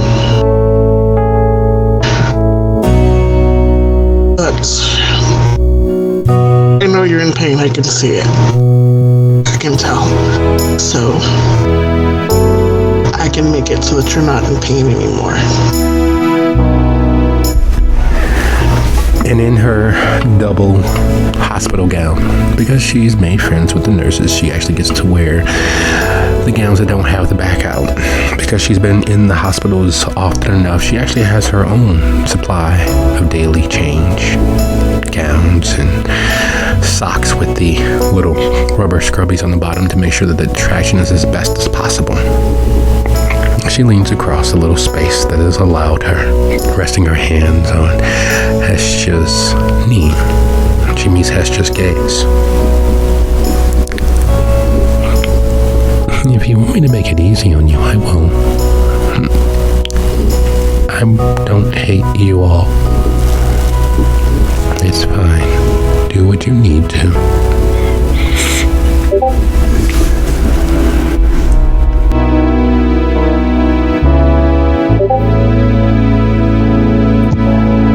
So does Sophia know if there's a specific spot she needs to be, or just on the grounds like the other one was? Oh yes, right inside the boundaries of the sanctified space, inside the chair itself. And while there's nothing as overwhelming as being caught in the maelstrom that was released at the shelter,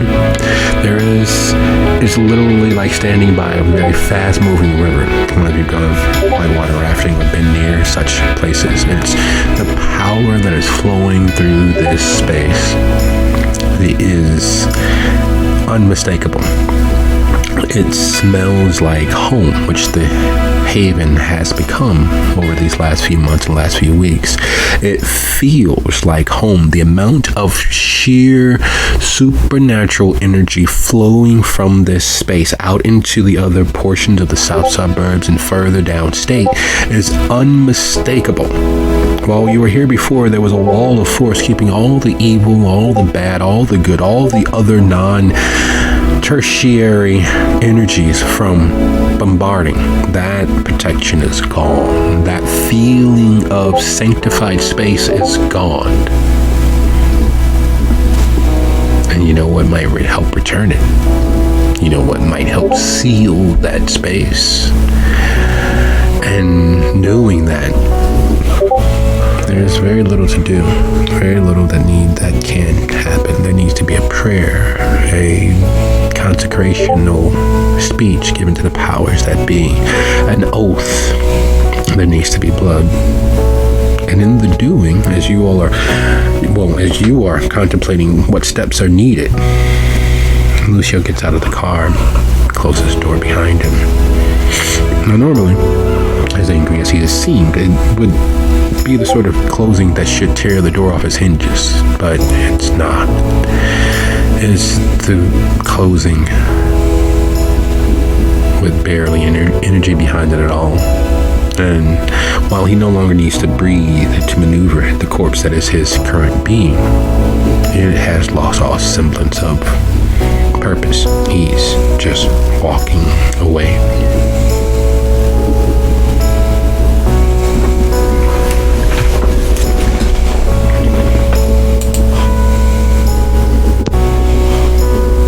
There is one vote of confidence.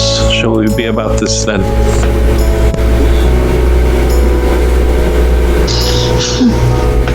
Funny, everybody wants to eat the sausage, but nobody wants to know how the fuck it's made. Yeah, I guess I'm ready. This is the way of the world. If you all want to keep your hands clean, I will handle it. It's fine. You're gonna need me to be there to help shut it because I was the one that tore it open in the first place. And then who's going to help pull Alexa's spirit back into her? I can't sit this one out as much as I'd like to. Well, you of all of us should understand that power requires sacrifice. I know. So, Estia puts on her bravest face and slips out of the car and very gently holds her hand out to their guest and helps her out of the car and looks to Silvio. Could you grab Alexa, please? Okay. He gets out, moves to the trunk, lifts her literally like she's luggage, grabbing his huge hand, actually wide enough to actually grab her by her waist and lift her up and out of the trunk. And for a brief flickering second, it looks as if she moves, but you realize that it's just her arm falling off her chest, and you didn't realize that there was that amount of hope left in you. Because for a second, your undead, unbeating heart skips. But it's just a figment of the imagination. It is just a trick of the light. It is just the lifeless corpse that is what you all are, moving because it was moved. And Celeste looks at her and looks at you. Oh my God, what did you do to Alexa? I'm sorry, what? Yeah, that's Alexa. She comes by. Well, she's seen me in 4 different hospitals. And she comes by the wards. The other guests tell me that she brings by gifts when the staff aren't paying attention. She just shows up. She stares at people. She watches them sleep. I will look at Hestia and say, cryptically, she's going to be mad, but I think this will work better than we had hoped.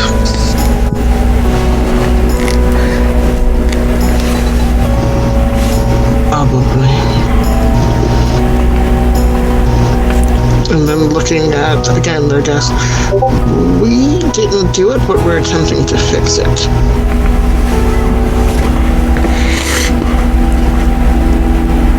Oh, okay. Well, that's good. At least it counts for something.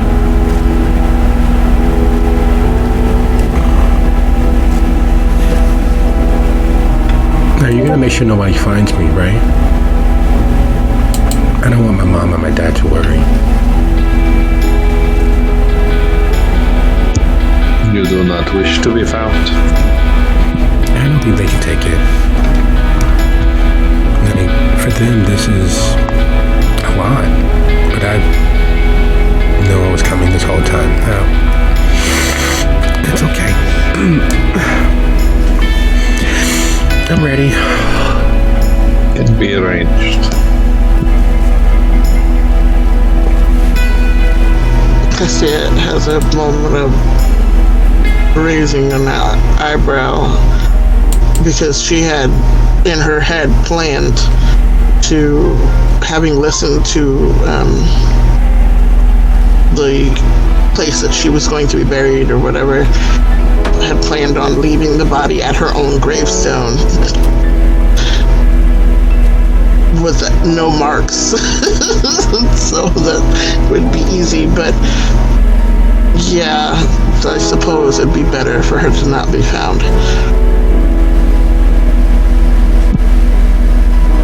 So in we go. It's funny. Certain things stand out no matter how quickly they happen.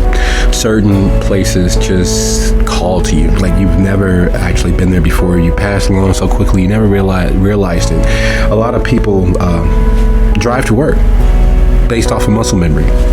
They know approximately when they should be hitting the brake. They know approximately when the train is coming.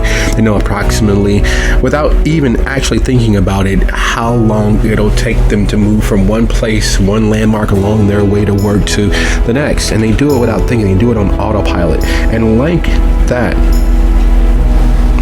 Hestia moves across the parking lot to the space where the van had been parked before, to the place where the woman was cut down in the end or beginning of her prime, where she was making a return to a semblance of normalcy and doing better for herself and her family. And as if drawn by a magnet, Hestia finds herself standing at the now empty parking space. Sophia, there. Silvio, there. Alexa, there.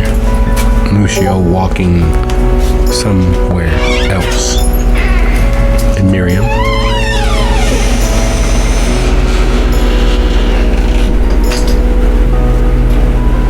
Where in this maelstrom of things is Miriam? Will she keep watch? Will she sketch the final moment? Will she indelibly etch Celeste's face into her memory, into her sketchbook? Or will she leave them to the matter alone?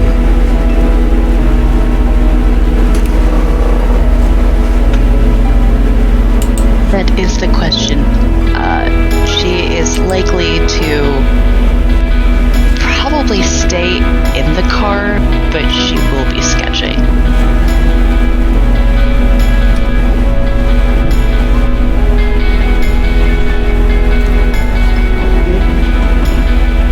There's a big bag of nope that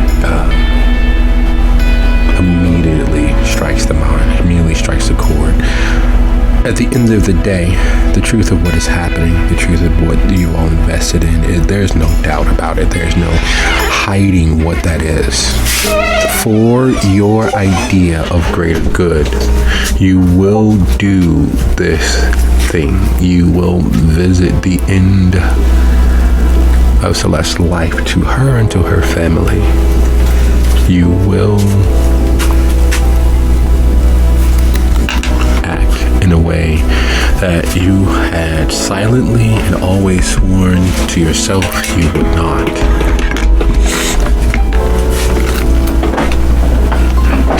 You will allow it to happen. You will not stand in the way of it. You will go along with, even if you object ethically and morally. And as those thoughts settle in over the coterie and the blade is raised, because there is something special about ending a thing with a blade versus with a gun or with a claw. Hesha carries a sacrificial blade. And it's funny to say it that way, but that's exactly what it is. It is the end of things. It tears through and finalizes things. It is called a ceremonial blade, but there's nothing ceremonial about that blade. It has taken blood. It has caused all manner of things to occur. And in this moment, the truth of that, the truth of how much incidental blood, how many incidentally lost lives have been privy to the spellcraft and workings of that blade weighs heavily on Hesha. The question in this moment is, who will wield that blade in these final moments of Celeste? Hestia looks at Sophia. Sophia, I can't say the words. I am physically, due to my issues with religion, unable to say the words, so you are going to have to consecrate the ground. I'm going That is fine. blood. I will strike the blow. You worry about Alexa. I will handle this. She'll hold her hand out for the knife at that point.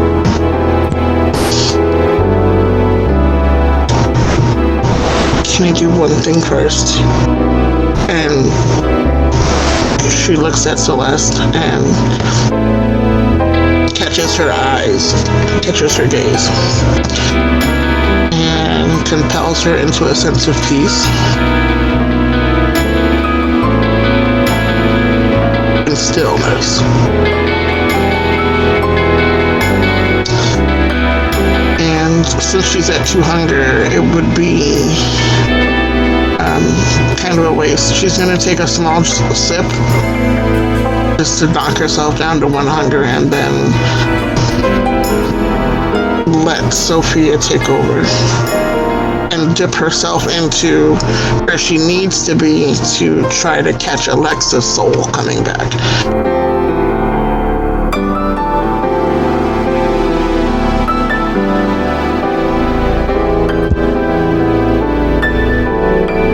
At that point, Sophia will start whatever incantations she's supposed to in some ancient tongue that she knows, since she knows a bunch of those.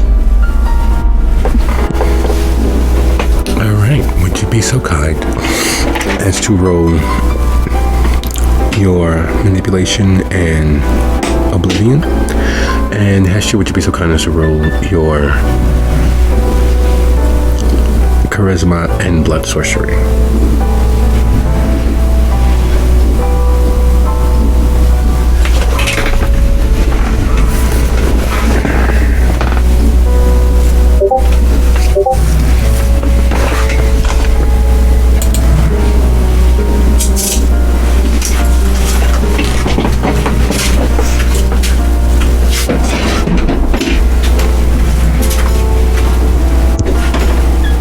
Well, I get hungrier, but damn.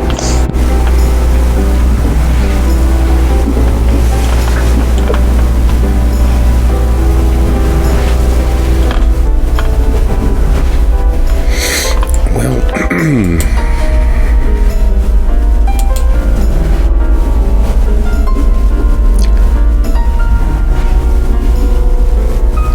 as the blade falls, and the already torn asunder veil, the shroud in this area, begins to knit as if some great hand of some unknown god or being from beyond is closing all of that into a slip of a thing. The pressures abounding, the spirits railing, the warfare that is taking place all around you in the Shadowlands ceases.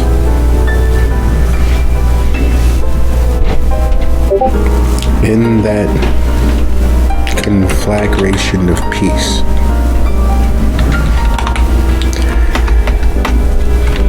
unbidden and unknown that it was there, you can hear Celeste singing. Much like you all could hear the voice of the Pirate King himself, his last victim, his meal for the road, begging for mercy. And now, much like then, you are unable to help.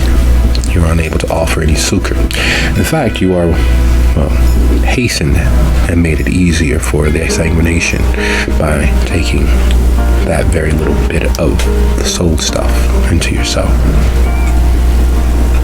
And as the voice slowly dims and fades into nothing, and Alexa's eyes begin to quiver and shake and blinker,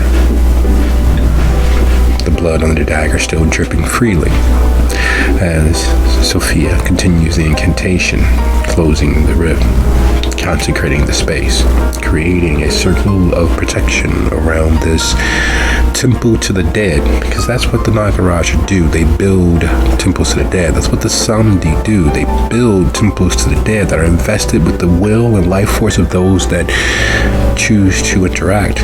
They're often viewed as Vodans or Hungans or priests in their localized area. It really gets them those donations that they so desperately need. It gets those believers to help form the consensual reality of the space that they choose to exist. But all of those concerns are secondary, tertiary even, because in the moment, Celeste's voice fading away for the last and final time, that song sung across the void, that song disappearing into nothingness, is the second death of this particular soul used, the explosive energy of the ending of their life, their purity taken from this world to never return.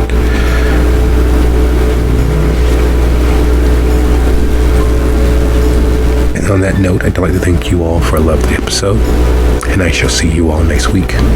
Good night, everybody. Good night, everyone. Good night. Good night. Night all.